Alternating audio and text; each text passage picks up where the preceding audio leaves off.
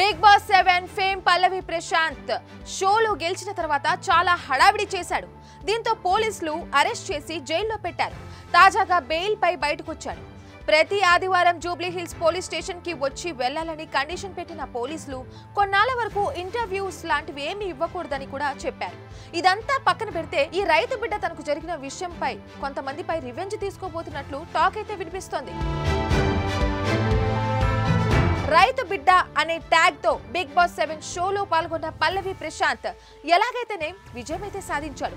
అయితే December 17న finale అయిపోయిన తర్వాత అన్నపూర్ణ స్టూడియో బయట ఇతడి ఫ్యాన్స్ అందరూ కూడా చాలా మంది వచ్చారు. దీంతో ముందు జాగ్రత్తగా పోలీసులు ప్రశాంత్ ని వేరే రూట్ నుంచి వెళ్లిపోమని చెప్పారు. కానీ ప్రశాంత్ పోలీసుల మాట కూడా లెక్క చేయకుండా తిరిగి అక్కడికి వచ్చాడు. దీంతో అతడి అభిమానులు రెచ్చిపోయారు. పలువురి కంటెస్టెంట్స్ కార్లతో పాటు ఆర్టీసీ బస్సులు, పోలీసు వాహనాలు కూడా ధ్వంసం చేశారు.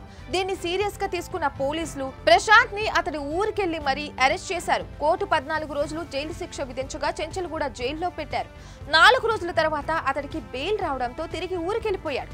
ఇదంతా పక్కన పెడితే ఫినాలే అయిపోయిన తర్వాత ప్రశాంత్ ఇంటర్వ్యూ కోసం ప్రయత్నించగా తన ఊరికొస్తే ఇంటర్వ్యూ ఇస్తానని చెప్పినట్లు కొన్ని వీడియోలు వైరల్ అయ్యాయి. తీరా సదరు యూట్యూబర్స్ ప్రశాంత్ ఇంటర్వ్యూ కోసం అతడి ఊరికి వెళ్ళగా చాలా సేపు వెయిట్ చేయించి తమని నిర్లక్ష్యంగా వెళ్ళిపోమన్నాడని కొందరు సోషల్ మీడియాలో చెప్పుకొచ్చారు. అయితే తాను అలసిపోవడం వల్లే ఇంటర్వ్యూ ఇవ్వలేకపోయారని ప్రశాంత్ తీరిగ్గా వీడియో ఒకటి పోస్ట్ చేశాడు. కానీ అప్పటికే జరగవలసిన నష్టం అయితే జరిగిపోయింది. ప్రశాంత్ అసలు రంగు ఏంటో అందరికీ తెలిసిపోయింది. అయితే తన ఇమేజ్ డ్యామేజ్ చేసిన వారిపై ప్రశాంత్ ఇప్పుడు పరువు నష్టం దావా వేయాలని అనుకుంటున్నాడట.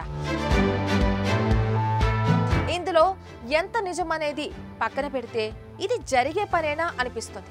ఎందుకంటే ఇప్పటికే ప్రశాంత్ ఆర్టీసీ బస్సుల ధ్వంసం చేసిన కేసులో అరెస్ట్ అయ్యి బెయిల్ పై బయటకు వచ్చాడు.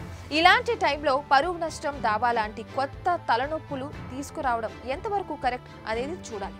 మరి ఈ విషయంలో నెక్స్ట్ ఏం జరుగుతుందో అనేది చూడాలి. మరిన్ని వీడియోస్ కోసం ఛానల్ ని సబ్స్క్రైబ్ చేయండి. లేటెస్ట్ అప్డేట్స్ కోసం వాట్సాప్ ఛానల్ ని ఫాలో చేయండి. అండ్ లింక్ డిస్క్రిప్షన్ లో ఉంది.